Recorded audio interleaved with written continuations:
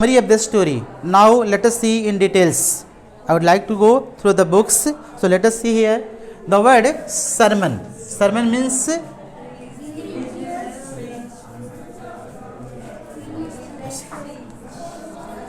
a religious speech या lecture. A religious lecture. Here Banaras is a city, a very old city in UP. It is situated on the bank of the Ganga. It is a very old city. This is called a holy city also. A good university, a good hospital, so many are there over the Banaras. So today the story of Banaras. Gautam Buddha 563 BC to 483 BC began life as a prince named Siddhartha Gautam. Means his early name was Siddhartha Gautam. In northern India, at 12 he was sent away for schooling in the Hindu sacred scripture, and 4 years later he returned home to marry a princess. At the age of 12, he has been sent for the study. What he studied? Scripture. Scripture means holy books, holy textbooks. Scripture.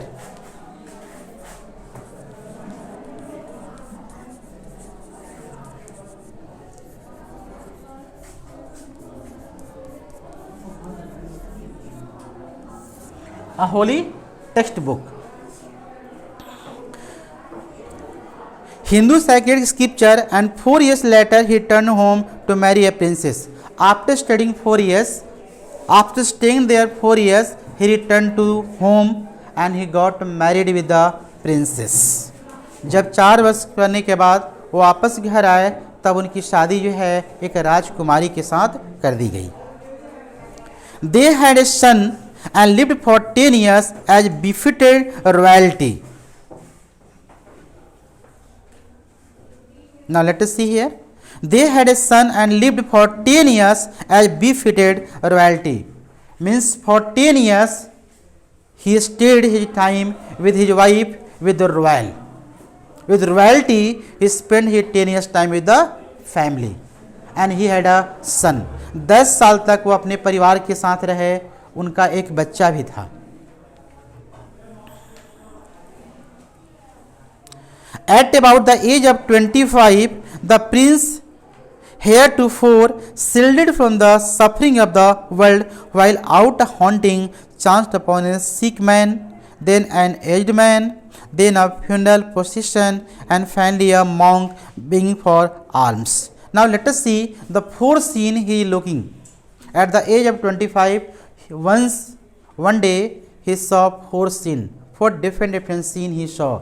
When he was at the age of 25, जब वो 25 साल के थे, अपने घर से वो 4 अलग अलग सीन को देख करके जो है स्तब्ध रह जाते हैं. What he saw first, let us see here. From the suffering of the world, while out hunting, chanced upon a sick man. First of all, he saw a sick man. उन्होंने सबसे पहले sick man को देखा.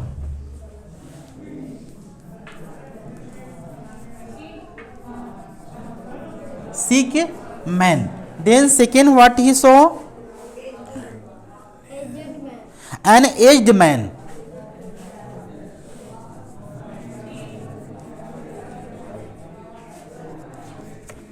Then he saw a funeral procession.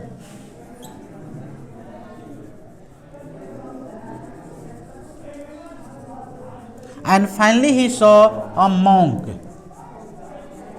Monk means saint. Monk means saint, sant. At the age of 25, when the world was full of suffering, करा कि 25 साल की as में जब संसार दुखों से भरा हुआ था, एक दिन अचानक जो है वो 4 सीन को देखा. पहले उन्होंने क्या देखा? सिक मैन, एक बीमार व्यक्ति को देखा. इसके बाद उन्होंने एन एज्ड मैन, एक बूढ़े व्यक्ति को देखा. क्योंकि आज तक राजमहल में जितने भी कर्मचारी काम करते थे उनके घर में एक भी जो है ना ओल्ड पर्सन काम नहीं करते थे। सभी जो लोग जो है वो जवान होते थे। जिसकी एज जो है ओल्ड हो जाते थे वैसे बंदा को, वैसे व्यक्ति को वो राजमहल से बाहर निकाल दिया जाता था। इसलिए आज तक वो किसी भी ओल्ड एज के व्यक्ति को उन्होंने नहीं देखा था। थर्ड है फ्यूनरल प्रोसेशन। करा कोई डेड बॉडी है, लोग उसे जो है ले जा रहे हैं, उन्होंने देखा, वो सोचा ये क्या है। And finally he saw monk को देखा, एक सेंट को, वो क्या कर रहे थे, begging. He was begging alms, मतलब वो भीख मांग रहा था।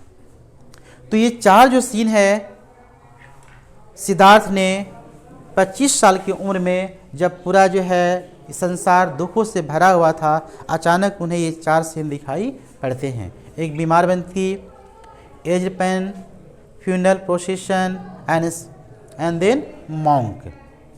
ये 4 चीज़ को देख कर के, ये 4 सीन को देख करके उनके मन में क्या भावना उत्पन्न होती है, late us see here. Then a funeral procession and finally a monk begging for alms. These sights so moved him that he at once went out into the world to seek enlightenment concerning the sorrow he had witnessed. What today he saw, to find the truth, he went out of the home because he wanted to find the truth behind it, what the scene he saw today. जो उन्होंने आज 4 चीज़ देखा, उसके पीछे वो आज finally उसके truth को फाइंड आउट करना चाहते थे कि संसार की सच्चाई क्या है। देन व्हाट हैपन, वो घर छोड़ करके बाहर निकल जाते हैं for enlightenment. Enlightenment means for truth, सत्य की खोज, ज्ञान प्राप्ति के लिए। इनलाइटमेंट मीन्स ज्ञान की प्राप्ति, सीक ऑफ अ नॉलेज। ज्ञान प्राप्ति के लिए वो घर से बाहर निकल जाते हैं। The sorrow he had witnessed, he wandered for 7 years and finally sat down under a peepal tree. 7 वर्षों तक वे भटकते रहे, घूमते रहे, अंत में वे पीपल के पेड़ के नीचे बैठ गए। Where he owed to stay, ओ मतलब कसम खाना, owed to stay until enlightenment came. Finally उन्होंने कसम खाया उस पीपल के पेड़ के नीचे कि जब तक मुझे सत्य की प्राप्ति नहीं होगी, सत्य का ज्ञान नहीं होगा, तब तक मैं यहीं पर बैठा रहूँगा। उन्होंने कसम खाया किस पेड़ के नीचे, पीपल पेड़ के नीचे। After 7 days he renamed the tree the Bodhi tree. After 7 days he renamed the tree the Bodhi tree. 7 दिन के बाद जिस पेड़ के नीचे, जो पीपल के पेड़ के नीचे बैठे थे, उसका नाम जो है बोधि ट्री रख दिया गया। क्या नाम रख दिया गया, बोधि ट्री। बोधि ट्री जिसका मीनिंग होता है tree of wisdom, and began to teach and to share his new understandings. At that point he became known as the Buddha. और इस प्रकार उन्हें ज्ञान की प्राप्ति हुई। जब उन्हें ज्ञान की प्राप्ति हुई, वो पेड़ का नाम पड़ गया बोधि वृक्ष, और उस दिन के बाद उनका नाम जो है चेंज हो गया। उनका नाम सिद्धार्थ से क्या पड़ गया, महात्मा बुद्ध। उस दिन से उन्हें महात्मा बुद्ध कह करके बुलाने लगे। वहीं बैठ करके, पीपल पेड़ के पीछे बैठ करके वो वहीं से शिक्षा देना शुरू कर दिए। At that point he became known as the Buddha. The Buddha preached his first sermon at the city of Banaras, most holy of the dipping places on the river Ganges. Dipping place means bathing. लोग बनारस जो है गंगा स्नान करने के लिए जाते हैं, क्योंकि लोगों की ऐसे उम्मीद है, ऐसा विश्वास है कि गंगा में स्नान करने से हमारे जो दुख है वो क्या होते हैं, दूर हो जाते हैं।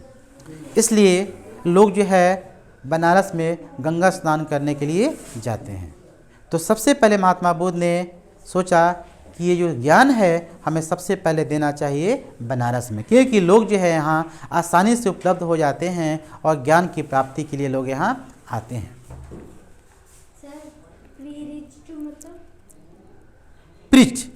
प्री रिच्ड मतलब गिव द एजुकेशन, शिक्षा देना। बोलते हैं ना preach less practice more, preach less practice more, preach means उपदेश देना, give the message of God, God का मैसेज जो है लोगों तक पहुंचाने को प्रीच कहते हैं। His first sermon at the city of Banaras, most holy of the dipping places on the river Ganga. That sermon has been preserved and is given here. आज भी इसे प्रिजर्व मतलब सेव करके रखा गया है। Means the preached given by Mahatma Buddha in Banaras on the bank of the Ganga river, even today it is preserved. इसे preserve करके रखा गया है, उसे सुरक्षित करके रखा गया है। जब पहली बार उन्होंने गंगा के तट पर बैठ करके लोगों को जो है ज्ञान का उपदेश दिया। Buddha's wisdom about one inscrutable kind of a suffering. Inscrutable means ununderstandable, inscrutable means something which can not be understood, मतलब जो आसानी से समझ में न आए। स्टार्टिंग में जब महात्मा बुद्ध ने ज्ञान देना शुरू किया बहुत सारे लोगों को समझ में नहीं आया, उसे आज भी प्रिजर्व करके रखा गया है, सुरक्षित करके रखा गया उनके द्वारा दिए हुए ज्ञान को। Kisa Gotami had an only son and he died. Now this is the story of a lady. अब यहाँ से एक लेडी की कहानी शुरू होती है, किस प्रकार से वो महात्मा बुद्ध के पास आती है, उनसे ज्ञान लेती है और ज्ञान लेने के बाद जो है उस सत्य की जो उसे पता चलता है कि संसार में सत्य क्या है। Kisa Gotami had an only son and he died. Kisa Gotami को एक लौता बेटा था और वो बच्चा मर जाता है। इन हर grief she carried the dead child to all her neighbors, asking them for medicine, and the people said she has lost her senses, the boy is dead. उसका बच्चा जो है मर जाता है और उस बच्चे को गोद में लेकर के वह दरवाजे दरवाजे भटकती है। लोग उसे देखकर बोलते हैं यह पागल हो गई है, लेकिन उसे यकीन नहीं है कि उसका बच्चा मर गया है। लेकिन लोगों ने उसे बताने का कोशिश किया कि देखो अब इसकी कोई दवा नहीं है, अब बच्चा कभी जिंदा नहीं हो सकता है, यह मर चुका है। बट उसे इस बात पर यकीन नहीं था। At length Kisa Gotami met a man who replied to her request, I can not give you the medicine for thy child but I know a physician who can. Now let us see. वह एक बंती से मिलती है, गौतमी जो है एक lady से मिलती है, एक व्यक्ति से मिलती है जो कि वो भी संत होते हैं। उन्होंने कहा कि मुझे मालूम है बट मैं दवा नहीं दूंगा, बट मैं एक ऐसे व्यक्ति के बाद नाम बताऊंगा जिसके पास आपके बच्चे के लिए दवा है। आप वहाँ जाएंगी तो आपको कोई ना कोई दवा जरूर मिलेगा। एंड द गर्ल सेड, लड़की ने कहा प्रे टेल मी, प्लीज आप मुझे बताएं सर, हु इज इट, वो कौन है। And the man replied go to Shakya Muni the बुधा। आप शाक्य मुनि मीन्स महात्मा बुद्ध के पास चले जाओ और वहीं पर तुम्हारे बच्चे के लिए दवा है। Kisa Gotami repaired to the Buddha and cried, lord and master give me the medicine that will cure my boy. भाग करके महात्मा बुद्ध के पास आती है और बोलती है प्लीज़ गिव मी मेडिसिन, मुझे दवा दीजिए जिससे मेरा बच्चा जो है वो ठीक हो जाए। तो महात्मा बुद्ध ने क्या कहा, let us see. The Buddha answered, Buddha ने कहा I want a handful of mustard seed, मुझे एक मुट्ठी, हैंडफुल, मुझे एक मुट्ठी जो है मस्टर्ड ऑयल चाहिए, मस्टर्ड सीड चाहिए, sorry not oil but seed चाहिए। क्या चाहिए मुझे? सीड, मुझे बीज चाहिए, सीड ना। किस लिए मंगाते हैं? Let us see. Seed and when the girl in her joy promise to procure it, the Buddha added. जब वह खुश हो गई कि हाँ मैं ला कर दूंगी, तब महात्मा बुद्ध ने एक और बातें कहा। The mustard seed must be taken from a house where no one has lost a child, husband, parent और फ्रेंड। हमें यह सीड वैसे ही घर से चाहिए जिस घर में आज तक न तो कोई किसी का बच्चा मरा हो, न कोई हस्बैंड मरा हो, न तो उसका भाई मरा हो, न तो उसके मम्मी पापा मरे हों। वैसे घर से मुझे एक जो है क्या चाहिए? मुझे सीड, एक मुट्ठी मुझे क्या चाहिए? सरसों का बीज चाहिए। Poor Kisa Gotami now went from house to house and the people pitied her and said, here is mustard seed, take it. But when she asked, did a son or daughter of father or mother die in your family? They answered her, alas, the living are few, but the dead are many.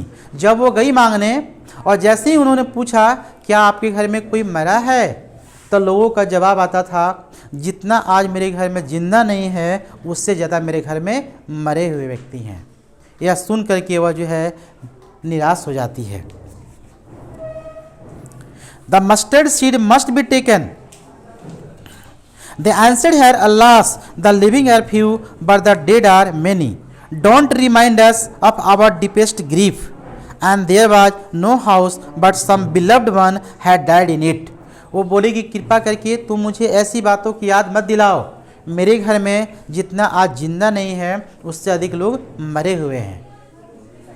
यह सुन करके वहाँ से एक दरवाजे से फिर दूसरे दरवाजे पर वो जाती हैं। किसा Gautami became weary and hopeless and sat down at the wayside watching the light of the city as they flickered up and were extinguished again.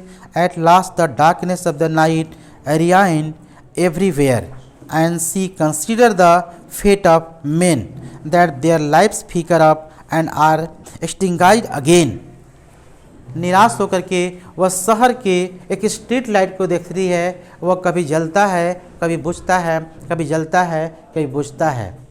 फिर आकाश में तारे को देखती है, वो कभी जलता है, कभी बुझता है। इस प्रकार उसे समझ में आता है कि जो लाइट है वह एक्सटिंग्विश्ड, कभी न कभी उससे बुझना अवश्य है।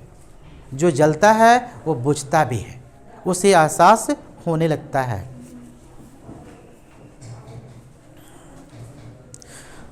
How selfish am I in my grief. मैं अपने दुख में कितना स्वार्थी हो चुकी हूँ।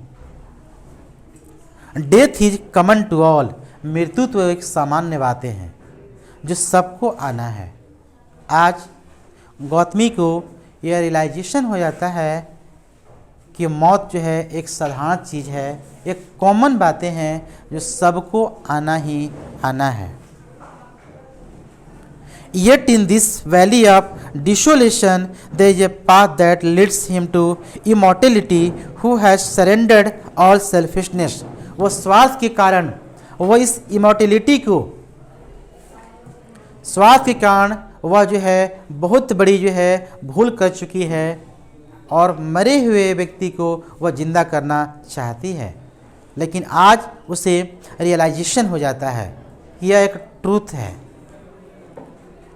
The Buddha said, the life of mortal in this world is troubled and brief and combined with pain. कहा कि जो जीवन है, this is the full of pain, यह दुख से भरा है। महात्मा बुद्ध ने समझाया कि देखो यह जो शरीर है, यह जो जीवन है वह दुखों से भरा हुआ है। संसार में कोई ऐसा व्यक्ति नहीं है जिसके पास दुख नहीं है। इसलिए इस सत्य को तुम भी पहचानो। For there is not any means by which those that have been born can avoid dying. जो मरा है वो कभी भी अवॉइड नहीं कर सकता है और डेथ से, उसकी मृत्यु असंभावी है। After reaching old age, there is a death.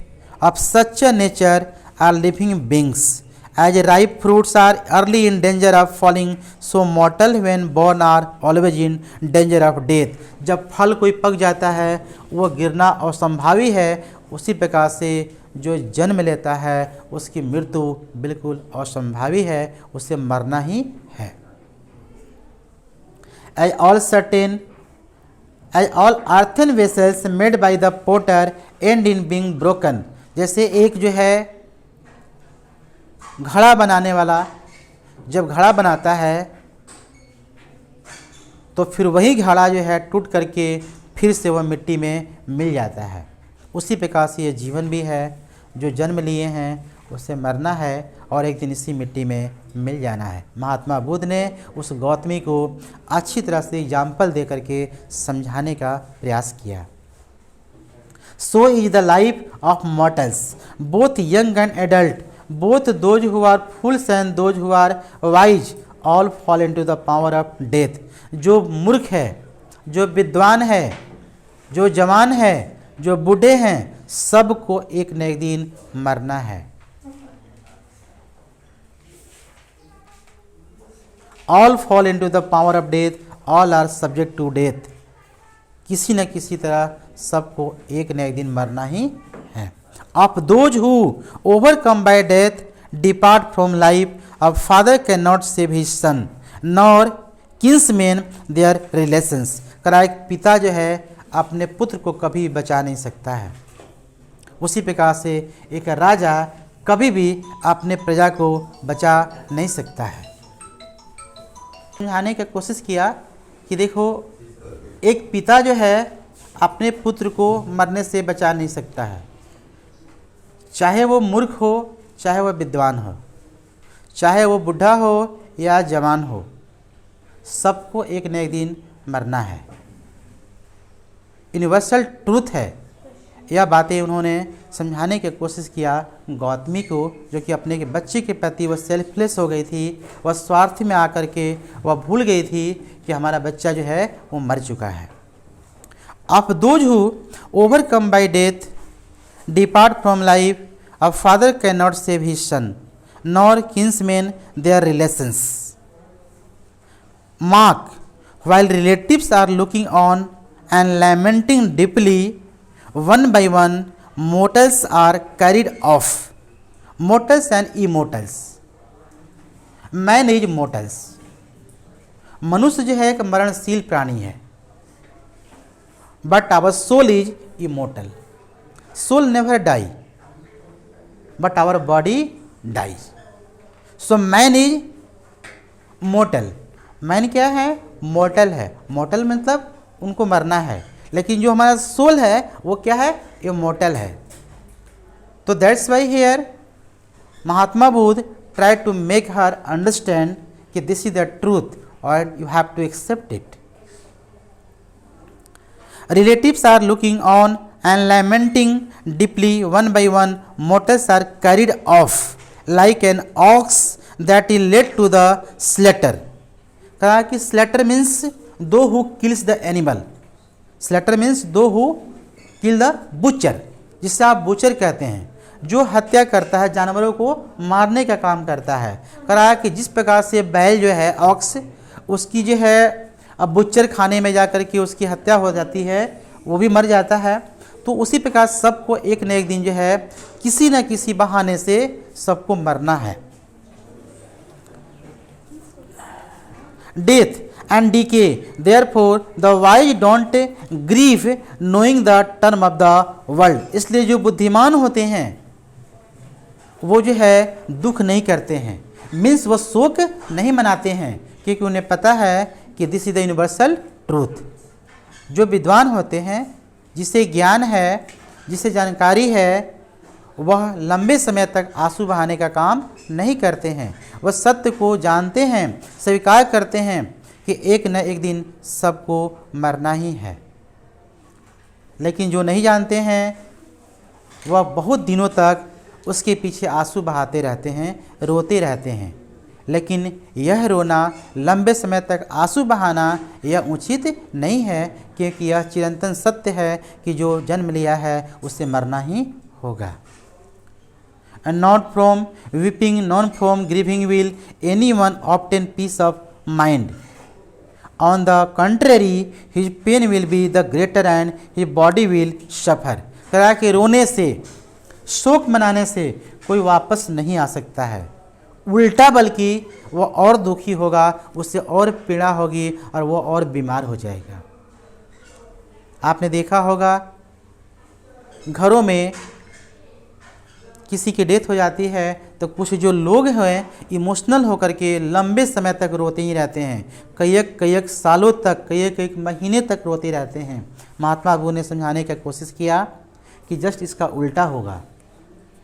आपके रोने से, शोक मनाने से वो जो मरा हुआ व्यक्ति है वह जीवित कभी नहीं हो सकता है। हाँ, उल्टा काम होगा। यदि आप लंबे समय तक शोक मनाएंगे, लंबे समय तक रोएंगे तो आप सफ़र हो जाएंगे, बीमार हो जाएंगे, आपकी जो शरीर है वो कमज़ोर हो जाएगी, आपकी जो सोल का जो पावर है वो कमज़ोर हो जाएगा, आत्मा कमज़ोर हो जाएगी आपकी। इसलिए लंबे समय तक आंसू बहाना उचित नहीं है।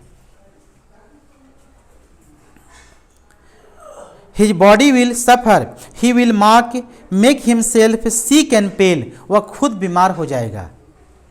चूँकि आप बच्चे हैं, आपको समझाया जा रहा है क्योंकि आप ज्ञान प्राप्त करते हैं, तो आपको इसलिए बताया जाता है कि यह ज्ञान दूसरों को देना है कि घर में यदि कोई लंबे समय तक रोता है उसे आपको कंसोल करना है, उसे समझाना है कि लंबे समय तक रोने से उसका अपोजिट जो है वो रिजल्ट होता है।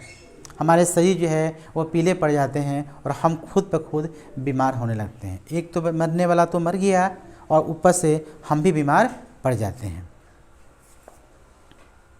Sick and pale, yet the dead are not saved by his lamentation. कहा कि एक्सप्रेशन ऑफ सॉरो, मैंने शोक मनाने से, लैमेंटेशन मतलब सॉरो, शोक मनाने से कोई जिंदा नहीं हो सकता है। आपके शोक मनाने से कोई जीवित नहीं हो सकता है। He who seeks peace should draw out the sorrow of arrow of lamentation and complaint and grief. जिसे सुख चाहिए, ही हु सीक पीस, जिसे शांति चाहिए, उसे सुख में नहीं जाना चाहिए। यदि आपको वास्तव में शांति चाहिए, रिलीफ चाहिए, तो आप शोक मनाने से बचें। लंबे समय से शोक मनाना नहीं चाहिए, वरना आप अशांत हो जाएंगे। Became composed, had drawn out the arrow and has become composed, will obtain peace of mind.